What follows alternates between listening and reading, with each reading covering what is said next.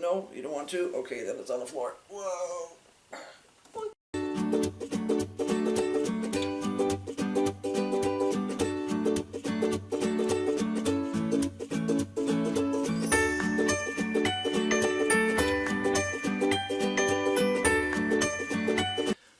So the other day, Henry and I did a video about the 5 veggie seeds that we were most excited about doing in 2019. And one of the things that we had picked up actually from someone else, I forget who, maybe S.I. Own Gardener, Rob over there, was saying that, gee, maybe he should have actually mentioned flowers. And we thought, well, that's really actually a good idea because we love our flowers here and we grow a huge number of flowers. So Henry had commented that he wasn't sure there would be enough flowers to talk about very much, and as I mentioned in the video, he had no idea how many flower seeds I had bought this year.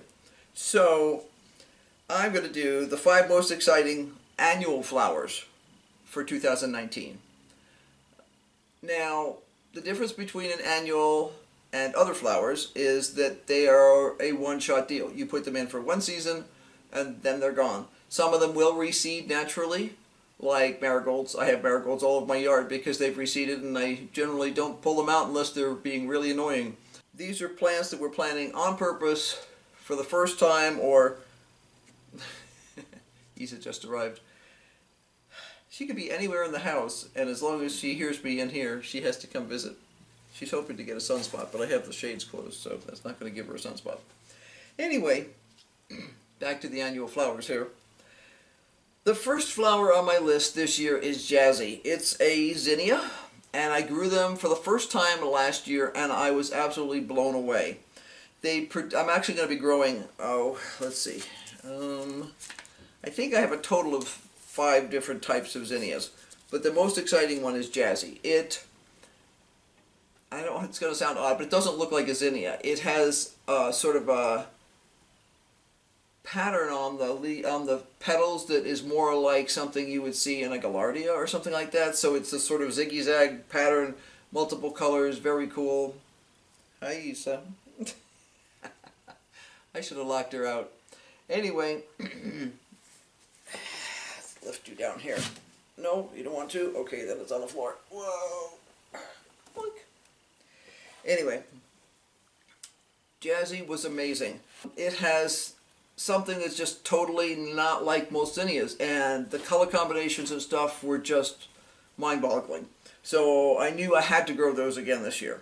And I love zinnias because they last for so long. So I am actually going to be growing a bunch of other kinds that are just mostly that big. I don't usually grow the giant ones, but a couple of inches in diameter, and they have good long stems. They make a great cutting flower, and I just love having a little vase sitting around on the table with those on them. I just find it very cheerful. The second one I'm going to grow is also something I grew last year, which is Love in a Mist, also called Nigella. I actually have, there's 2 advantages to them. Number one, they have this gorgeous blue flower when they're actually blooming, but they also have these very cool seed pods, and we'll get a couple of up-close shots on these. They call them Love in a Mist because the leaves are very finely divided here, finer than dill. So it creates this sort of misty effect with the leaves.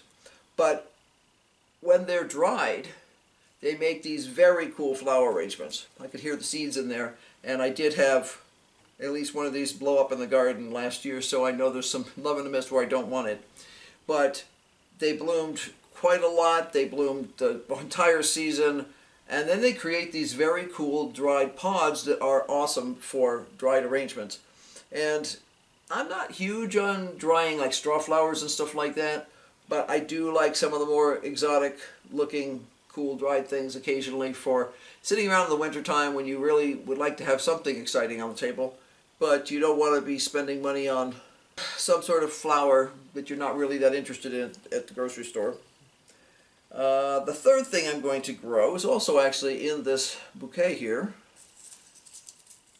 This guy here. That it looks like almost like a clover. It's actually Gomphrena, also called a globe amaranth, and they are very cool. They are just these amazing sturdy little flowers. If you want them to have color, you need to harvest them earlier. These just happen to be from plants that turned out to be white last year. I had bought a selection of colors. I only planted a few seeds and I got all white. So this year I specifically purchased some that are a bright red color, and then I also have more of a collection too. And I'm going to be planting a lot more this year because I just love the way they look. They're very sort of straw-like, like a straw flower is in terms of the stiffness of the petal. They're not delicate at all, and that's very important around here because delicate flowers are often completely shredded when we have windstorms. So these guys will just hang around on the plant forever, and you can cut them off at any time, and they make great dried flowers. Again, I'm going to be growing at least 2 varieties of those this year. So that's going to be a lot of fun. The fourth thing I'm going to be growing is bachelor buttons. Bachelor buttons go way back for me. I had actually discovered them, I want to say when I was in high school, early high school. I love the blue of the flower, and it just really appealed to me. My mom did not grow annuals, generally speaking. She was strictly a perennial grower. She would sometimes pick up a few something littles, but most of her plants were perennials, and so every year you could expect there would be lily of the valley over here, and there would be grape hyacinths over here, and iris over there, but she didn't do much beyond that. We must have been at the Five and Dime or someplace like that, and they had seeds for these things. And because we didn't go to garden centers and things like that. So I was just in love, and somehow probably spent my own money and got them, and was allowed to plant some, and just adored them, and have adored them ever since. I've grown them on again, off again, depending on where I was, but I grew them the last couple of years, and didn't have huge success with them, but loved them, and actually had a couple reseed. Unfortunately, they seem to always reseed someplace inconvenient, so then you're trying not to step on them, and usually a cat or dog eventually steps on them. This year I'm determined. I bought a whole bunch of seeds. Seeds have changed. And I think I found these at a big box store. I'm going to be planting a ton of them. I don't want just a couple of plants. I want a huge grouping of them. So definitely going to go crazy with bachelor buttons. And the last one is actually cardinal climber. I had never heard of it, and when we were at Lehman's a couple of years ago, they had a couple of these plants actually out on their patio area where they're showing off their birdhouses and all that sort of stuff. And then they had with a label on them, and then they had the seeds for them inside. And this is a Seed Savers Exchange seed. So these are climbing cardinal red blooms from early summer until frost. Hummingbirds love them. We're going to try them.